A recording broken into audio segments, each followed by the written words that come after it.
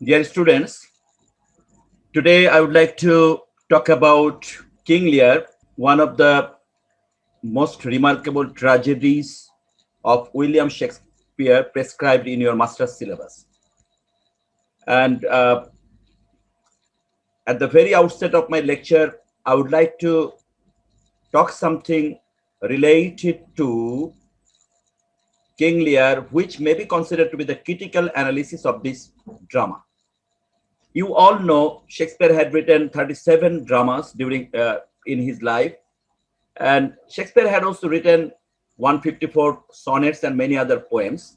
But definitely, Shakespeare was remarkable or is still remarkable for his extraordinary dramas. And he had written both tragedies and comedies, and he had also innovated one kind of drama which is known as historical drama. Some dramas of Shakespeare are regarded as tragicomedies.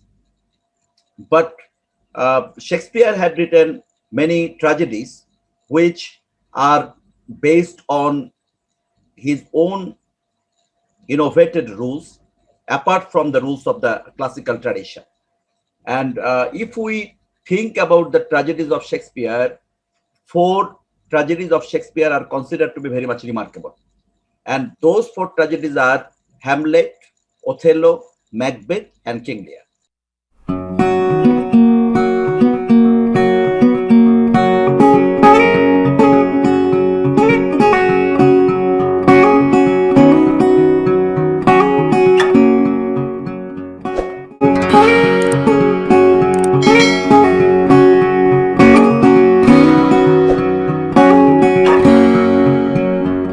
And among these four tragedies, three tragedies are prescribed in the master's syllabus: Hamlet, Othello, and King Lear.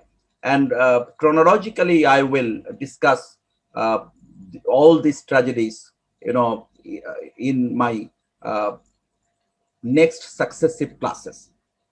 But today, I would like to talk about the critical analysis of King Lear. And King Lear is considered to be one of the most remarkable tragedies among these four tragedies. And King Lear, like other tragedies of Shakespeare, is also based on the tragic flaw of the protagonist. In the tragedies of the classical tradition, we also find the same thing, hamartia. Hamartia means tragic flaw, and tragic flaw is the flaw of the protagonist, which is responsible for his downfall or for his tragic fall.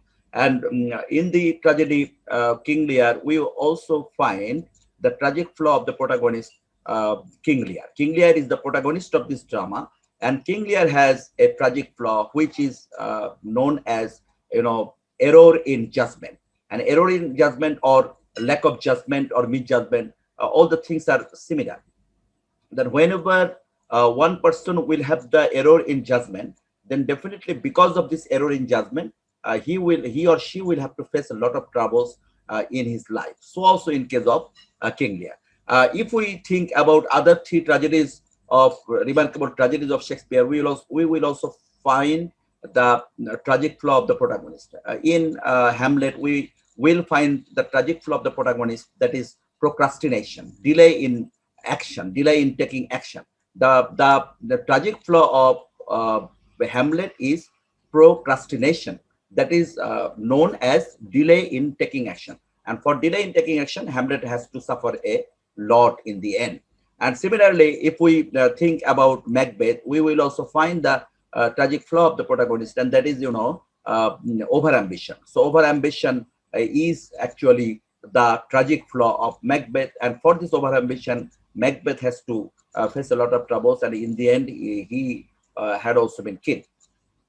And in Othello, the tragic flaw of Othello is, credulousness. That is, credulousness means to believe everyone without justification. So this is the tragic flaw of Othello. So we have got the tragic flaws of the protagonist in all these four remarkable tragedies. And even in other tragedies of William Shakespeare, we will also find the similar type of tragic flaws. and that is known as hamartia in the classical tradition. And King Lear, the protagonist of this tragedy, has the tragic flaw of error in judgment. That is, he misjust his real benefactors or real lovers, real dutiful daughter and dutiful courtiers. Cordelia was truly in love with his father, but Cordelia was misjudged by King Lear, and but is inherited from the property, from his property.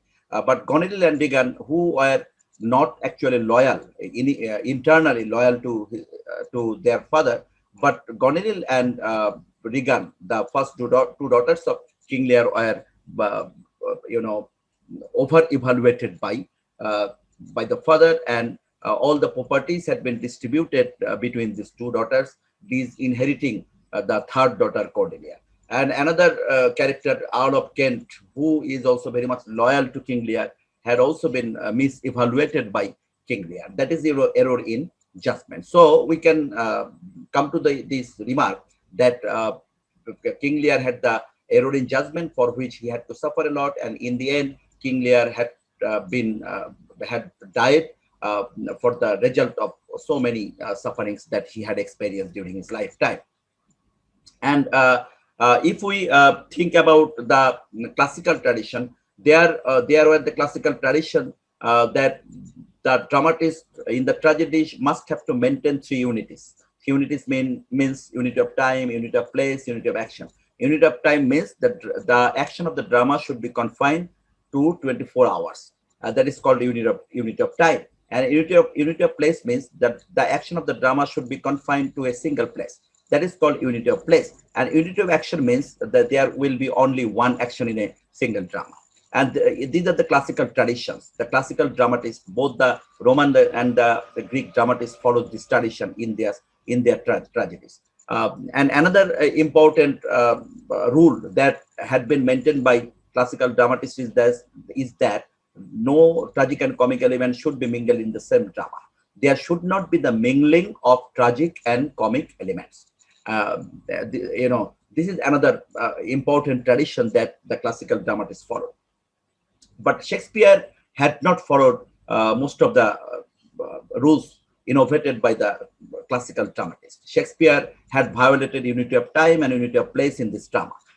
Shakespeare had not maintained this drama or maintained the action of this drama confined to 24 hours. The action of the drama crosses more than 24 hours. And so Shakespeare had violated unity of time. And Shakespeare had also violated unity of action. Shakespeare had violated unity of place. That the action of the drama is not confined to a single place. It covers many places. That is the violation of unity of place. But Shakespeare, some critics also remarked that Shakespeare had also violated the unity of action. But I think Shakespeare had not violated the unity of action. Here we will find there is only one action in this drama. Though the subplot, that is, the subplot here, we will find, according to many critics, two plots. One plot is the plot of King Lear, and another plot is the plot of Earl of Gloucester. And the plot of Earl of Gloucester is considered to be the subplot to the subplot, which is found here in addition to the main plot. But that subplot cannot be considered to be the violation of unity of action, because subplot here is very much interconnected with the main plot, as the action of the subplot is interconnected with the main plot, and therefore we cannot consider that this is the violation of unity of action, because all the characters of the subplot in the subplot there are mainly three characters: Earl of Gloucester and his two sons, legitimate son Edgar and illegitimate son Edmund. So all these characters are very much interwoven or interconnected with the main plot, and that is why we cannot consider it to be, the violation of unity of action. So we can sum up the conclusion that here that Shakespeare had violated unity of time and unity of place, but Shakespeare had not violated unity of action, though there is the subplot here, but that subplot is very much interconnected with the main plot with its action. And another important thing is that the mingling of tragic and comic elements in the same drama. Here in King Lear, we mainly get many tragic actions, but there are a few comic actions also. As we can quote the example, like the marriage of Cordelia. Cordelia had been married to King of France, and that is a comic element in the drama. And therefore, there is the mingling of tragic and comic element. In the end, we also find some sort of happy ending, some sort of. Though in the tragedy, there will not be happy ending actually, as Cordelia and King Lear had been found dead in the end of the drama. But we find some characters to be victorious, which are considered to be very much good characters, and that is why we find here the mingling of the tragic and comic elements in the same drama. And that is the violation of the classical tradition. And Shakespeare believed that in life there is the combination of tragic and comic elements, and therefore whenever a drama will be the mirror of life, a drama should be true to life, then there should be both the tragic and comic elements prevalent in the same drama. That had happened in case of King Lear. And another important thing is that in King Lear we will find the parallelism. Parallelism means two stories develop parallelly, the story of King Lear and the story of Earl of Gloucester. But we find the similarity. In King Lear, we find the betrayal of the two daughters, Gonil and Regan, towards their father. But one daughter, Cordelia, is very much loyal, though she was misjudged by her father. But in the end, Cordelia supported King Lear, and Cordelia, in the end, came back from back from France to help King Lear. So in the story of King Lear, we find these things. But in the story of Earl of Gloucester, we will find that the one son, Edmund, illegitimate son, plotted against the life of his elder brother and his father. But the elder brother, Edgar, was favorable to his father, though Edgar was also misjudged by Earl of Gloucester. So we find the parallelism here. The same types of stories develop parallelly in the main plot and in the subplot. That is called parallelism. And another important thing in King Lear is that filial ingratitude.